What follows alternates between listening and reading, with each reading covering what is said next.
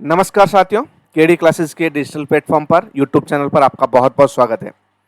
आज हम बात करने जा रहे हैं agriculture scientist recruitment board ASRB की नेट के एग्जामिनेशन में फीस रिलेटेड जितनी प्रॉब्लम्स आ रही है उससे रिलेटेड अपन बात करेंगे। बहुत सारे स्टूडेंट को ये प्रॉब्लम आ रही है कि वो अपनी फीस सही से नहीं सबमिट करवा पा रहे हैं, जमा करवा पा रहे हैं, पे कर पा रहे हैं। तो उसके लिए ये वीडियो है। तो बिल्कुल यदि आपने अभी तक आईसीआर या फिर एएसआरबी नेट का फॉर्म नहीं फिलअप किया है तो और आपको यदि फीस से रिलेटेड दिक्कत आ रही है तो एक बार आप इस वीडियो को अंत तक लास्ट तक जरूर देखें। तो जैसा कि अपन ने देखा है नोटिफिकेशन में जो पेमेंट ऑफ एप्लीकेशन फ़ी के लिए जो स्टेप्स दे रखे हैं उसमें आपको दे रखा होगा कि यहाँ पे आपको डायरेक्ट पेमेंट का ऑप्शन नहीं आएगा। आपको एक वेबसाइट के थ्रू जिसका नाम है भारत कोष, उसके थ्रू आपको पेमेंट करना पड़ेगा। तो ये जहाँ पे आपको वेबसाइट दिख रही है, जो आपने नोटिस इसका नोटिफिकेशन डाउनलोड किया होगा, वहाँ पे फोर्थ नंबर पॉइंट है for payment of application fee, और इसके लिए आपको फॉलोइंग स्टेप जो है वो फॉलो करने पड़ेंगे। और उसमें आपको सबसे पहले ये जो भारत कोष है इसको आपको गूगल पे सर्च करके भारत कोष को ओपन करना पड़ेगा और इसी के जरिए आपको फ़ी पेमेंट करनी है। तो इसके लिए आपको सबसे पहले कुछ नहीं करना, आपको गूगल फॉर्म पे जाना है। गूगल पे जाके आपको जो सर्च बार है उसमें आपको भारत कोष लिखना है और ये जो भारत कोष वाले पे क्लिक करना है। इसमें आपको जो ये दिखेगा उसमें आपको उसके बाद में आपको स्टेप बाय स्टेप फॉलो करने हैं। उसके बाद में आपको click on non registered users पे क्लिक करना है। तो आप जैसे ही नीचे आएंगे यहाँ पे, तो यहाँ पे आपको आएगा पेमेंट टू जीओआई और सबसे पहले आएगा नॉन रजिस्टर्ड यूजर्स। तो इस पर क्लिक करना है नॉन रजिस्टर्ड यूजर पे। ये बहुत स्लो चल रही है साइट, और वैसे तो आईसीआर एएसआरबी को ऐसा करने की भी ज़रूरत नहीं, उनको डायरेक्टली यूपीआई से या फिर जितने अदर मेथड से उससे ही फीस कलेक्ट कर लेनी चाहिए। लेकिन जब इन्होंने कर लिया है तो अपन भरने तो पड़ेगी फॉर्म। तो सबसे पहले आपको डिपॉजिटर कैटेगरी के अंदर इंडिविजुअल, यदि आपके पहले ही सिलेक्ट है, इंडिविजुअल नहीं है तो आपको इंडिविजुअल सेलेक्ट करना है। पर्पज़ में आपको यहाँ पे कुछ भी नहीं करके ये जो दिख रहा है आपको सर्च वाला जो सिंबल दिख रहा है उस पर क्लिक करना है। उस पर क्लिक करेंगे तो ये साइट थोड़ी धीरे चल रही है। तो साइट आपकी जैसे ही ये अब इसका जो बफरिंग चल रहा है, जैसे ये लोड हो जाएगी उसके बाद में आपको बताएंगे कि इसमें जो पर्पज़ है, पर्पज़ में अपन को क्या, तो एक बार अपन देख लेते हैं। नॉन रजिस्टर्ड यूजर के बाद अपन इंडिविजुअल में डिपॉजिटर जो कैटेगरी है वो इंडिविजुअल सेलेक्ट करनी है। उसके बाद में जो searching in the purpose category में आपको सेलेक्ट करना है मिनिस्ट्री एज एग्रीकल्चर। तो एग्रीकल्चर मिनिस्ट्री अपन को सेलेक्ट करनी है। यहाँ से अपन को जैसे यहाँ A.G ऑडिट दिल्ली दे रखा है, वहाँ पे अपन को फोर्थ नंबर पे जो एग्रीकल्चर दे रखा है, एग्रीकल्चर पे क्लिक करके वापस एक बार क्या करना, अपन को सर्च करना है। तो एग्रीकल्चर रिलेटेड जितने भी पर्पजेज है पेमेंट साइट से वो आपकी ओपन हो जाएगी।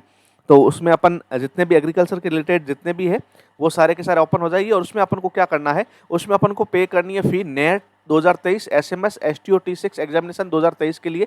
और उसके लिए क्या आएगा, जो ऑप्शन आएगा वो आएगा examination certificate fee for ARS NET STO FAO या फिर AO।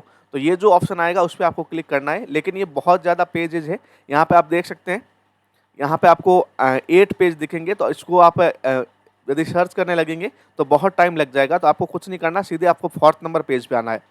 फोर्थ नंबर पेज पे आप जैसे ही क्लिक करेंगे तो जो आपका फर्स्ट ऑप्शन आएगा वो क्या आएगा, वो आएगा आपका एग्जामिनेशन या certificate fee for ARS NET STO FAO या फिर AO। तो इन सभी के लिए एक ही आपकी पेमेंट साइट है, तो उस पर आपको क्लिक करना है। यहाँ पे बहुत ज़्यादा ये बहुत धीरे चलती है।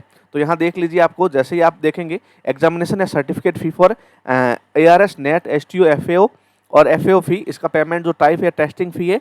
तो इस पर आपको क्लिक करना है। इस पर आप जैसे ही क्लिक करेंगे आपकी जितनी भी अदर इन्फॉर्मेशन है लाइक यहाँ पे आपको दे रखी है, उसके बाद में आपको कंफर्म PAO करना है।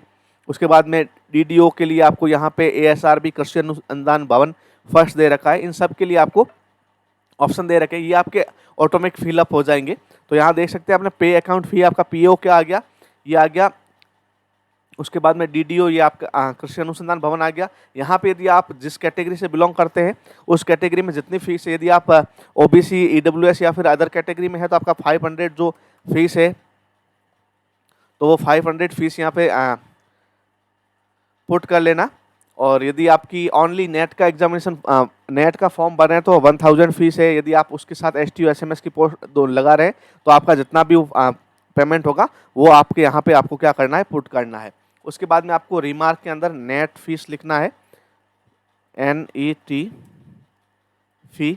उसके बाद में जो ये कैप्चा दे रखा है वो आपको यहाँ पे एंटर करना है और उसके बाद में आपको ऐड पर जाना है।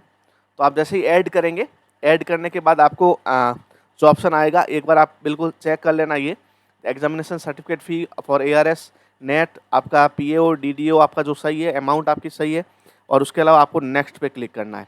नेक्स्ट पे आप जैसे ही क्लिक करेंगे आपके पास ऑप्शन आएगा डिपॉजिटर डिटेल्स का। यहाँ पे आपको डिटेल्स भरनी है, जैसे कि अपना नाम भरना है, आपको एड्रेस भरना है, आपको एड्रेस भरना है, और जितने भी आपके यहाँ पे दे रखी डिटेल, जितना भी जो जितने भी ये एसेंशियल डिटेल्स है वो आपको यहाँ पे फिल करनी है। और जैसे ही फिल करेंगे मोबाइल नंबर और उसके बाद में ईमेल, उसके बाद में आपके पास ऑप्शन आएगा ऑनलाइन पेमेंट का, या फिर आपको नेफ्ट या फिर RTGC के GS के भी थ्रू आप पेमेंट कर सकते हैं। तो आपको ऑनलाइन पेमेंट करना है तो ऑनलाइन पेमेंट सेलेक्ट करके नेक्स्ट करेंगे। नेक्स्ट करने के बाद ऑनलाइन पेमेंट के बहुत सारे ऑप्शन आपके सामने ओपन हो जाएंगे और उनमें से किसी भी एक ऑप्शन से आप फ़ी पेमेंट कर सकते हैं। फ़ी पेमेंट के लिए आप अलग अलग, जैसे कि नेट की अलग फ़ीस है, यदि SMS अकेले के लिए लगा रहे हैं तो उसकी अलग फ़ीस है, STO के लिए अलग फ़ीस है। आप कंबाइंड में किसी भी कॉम्बिनेशन में लगा रहे हैं, net SMS, net STO, SMS STO, या फिर तीनों का साथ में लगा रहे हैं, उनके लिए अलग अलग फ़ीस है। तो वो सब आप फीस आपका एक बार शेड्यूल देख लेना, एक बार आपकी ये डिटेल चेक कर लेना, बिल्कुल सही है। कंफर्म करने के बाद आपको आगे बढ़ना है।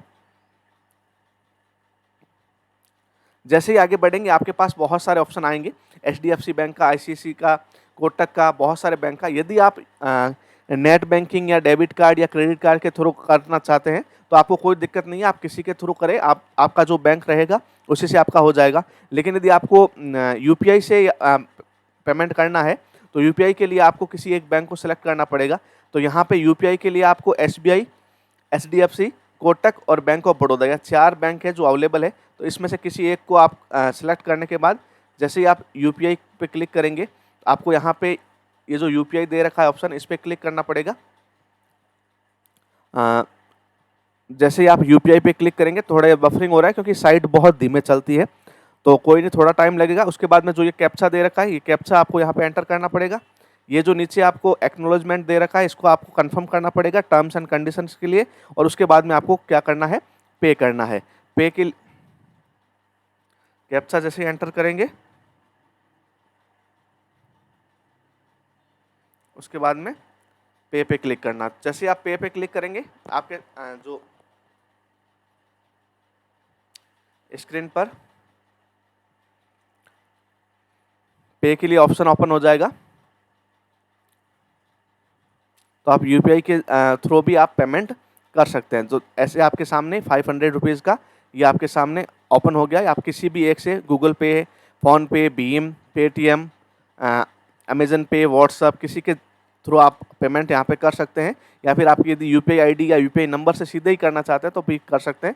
आपको कुछ नहीं करना, ये अपनी UPI ID यहाँ पे एंटर करनी है और उसको वेरीफाई करना है। आपके सीधे नोटिफिकेशन आपके UPI पे आएगा और आप वहाँ से पे कर सकते हैं। आप UPI के अलावा आप क्रेडिट कार्ड, डेबिट कार्ड के अलावा नेट बैंकिंग से भी कर सकते हैं, और आप नेफ्ट वगैरह के जरिए भी पेमेंट कर सकते हैं।